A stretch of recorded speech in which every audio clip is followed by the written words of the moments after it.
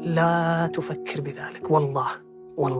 والله أن كل علاقة بدايتها لا ترضي الله نهايتها لن ترضيك. العلاقة مع امرأة أجنبية عنك تقول أنا مبسوط، لن ترضيك نهايتها، واسأل المجربين.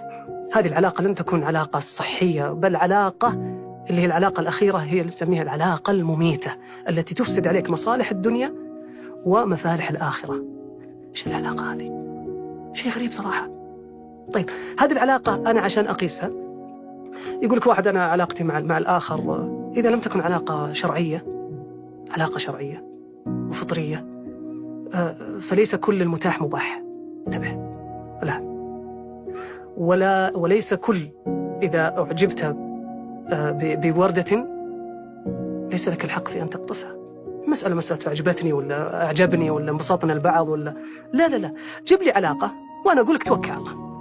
جيب لي علاقة، يقول الله عز وجل جيب لي علاقة في قول الله عز وجل مثلا وقل للمؤمنين يغضوا من أبصارهم وقل للمؤمنات يغضضن من أبصارهم.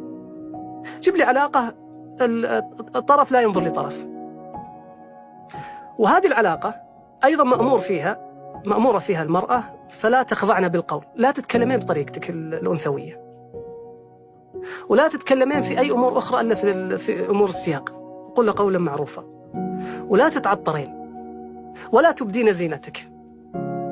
جيد؟ لا يخلو رجل بامرأة، فلا المكان معك ولا اللباس ولا النظر ولا الحوار مسموح به. وهي بالنسبة للرجل فتنة أشد من بعد الدجال، ما في أشد منها. أي عاقل يقول يمكن أن تستقيم العلاقة مع امرأة بطريقة شرعية وما فيها شيء عادي متجاوزا كل هذه الآيات والأوامر؟